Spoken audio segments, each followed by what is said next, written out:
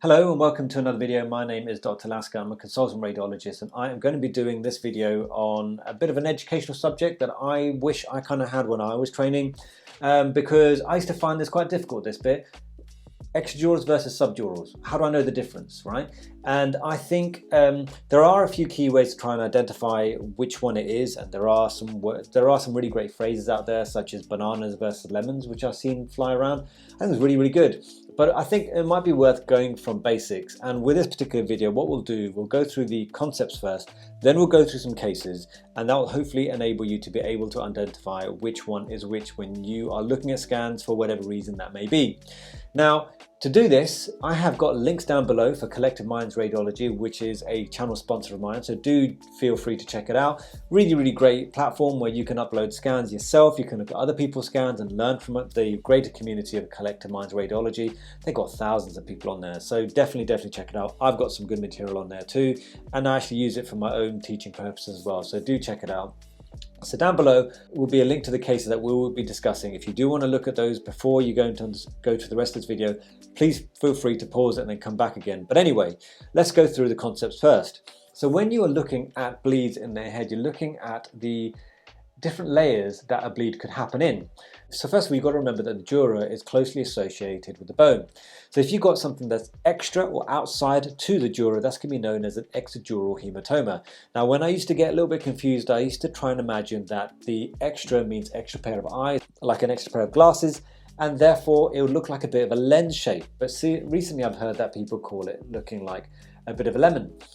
Whichever works for you. But if you see a lemon, how do you know what it is? But if you see a lens-shaped collection and you know that an extra pair of eyes looks like a lens, then maybe you remember that it is an extradural hematoma. So when you've got an extradural hematoma, the dura is so closely associated with the underlying bone, it can't cross the sutures. So that's going to be another characteristic. So first of all, you're going to have a lemon-shaped or lens-shaped bleed, and it's not going to be able to cross the suture lines, which is where the bones kind of grow in together, right? So that's going to be one thing to remember. The other thing to remember is that they are very commonly associated with fractures. Now, when you look at subdural hematomas, that is going to be beneath the dura. So like being in a submarine, below the sea, you've got a subdural, which is going to be below the dura. And because it's not attached to the underlying bone and it's not going to be boundaried up by the sutures, it's going to cross sutures, but it won't cross the midline. It also looks very long in shape, like a banana, and it's not commonly associated with the fractures. It's normally associated with people who've got very atrophied brains, which may be secondary to age. Right, so let's go through these cases and then hopefully we can work through and figure out what kind of bleeds we're looking at. So from the very top, we'll do one scroll through just to have a look and see what's going on. Some of you may have spotted the abnormalities already. No worries if you haven't, we're going to go through it. So as you scroll from the very top, you can see that there are a few areas of hyperdensity located in both cerebral hemispheres. Coming further down, you can start to see that there is a sort of linear hyperdensity sitting over this region, resulting in some mass effect pushing the brain parenchyma inwards. As you come further down, you start to notice actually on the other side there's similar appearance of this linear hyperdensity and this pushing of the brain parenchyma inwards. So these appearances would be suggestive of a subdural hematoma in both cerebral hemispheres, because look, they kind of have this very sort of banana shaped appearance, right? You can see it doesn't really cross the midline, and you've also got another one on the other side, and again it looks like a bit of banana on the other side as well. So you've got these low density areas and these high density areas within it, which suggests that these are areas of new blood on top of old blood. So these are acute on chronic hemorrhages. As you scroll further down, you may be forgiven to be thinking that everything's all hunky-dory, but actually if you change the windows a bit, you may be able to see that there is another subdural hematoma sitting over this region. Let's change the windowing just a little bit for us to be able to appreciate that, and then come back to the scroll button and then have another look through, and yep, you can see that yes, there is another region of hyperdensity located over here. You can actually see how this is very banana shaped, goes all the way along like so, and then actually goes along the posterior falx as well. So here you've got a hyperdense area to the posterior aspect of the right parietal region and occipital region. So this would be in keeping with an acute hematoma, and there's also acute onchronic hematoma involving both anterior aspects of the head as well. So hopefully that was an interesting case. Case number one has clearly illustrated the ideas of what an subdural hematoma is, and in that particular case you had varying degrees of blood. So you had chronic subdurals, acute on chronic subdural hematomas on both sides of the head as well. So it's quite an interesting case. So let's go through the next case. Okay, so going from the top, we can scroll all the way down, and you may have spotted the abnormality already. No worries if you haven't, I'm going to go through it. But when you come up to this region over here, you can see some hyperdense material that is sitting over this region here. So as you kind of look at it, you can start to make a shape out of it. You can actually see that this looks a little bit like a lemon or an extra lens.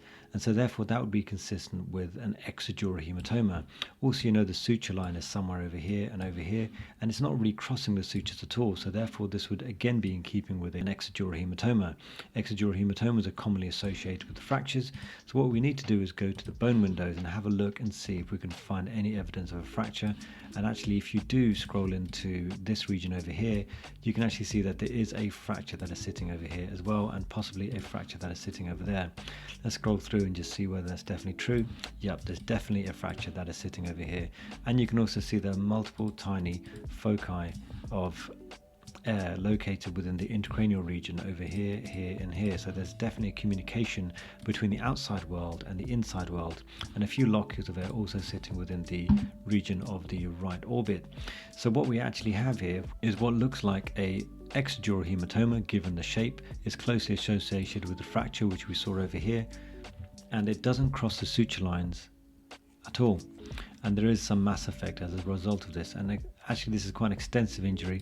As you can see, there's a few areas of hematoma that are sitting over here, over here, over here now, and also some air within the orbital region, suggesting there may be a fracture through one of the sinuses as well.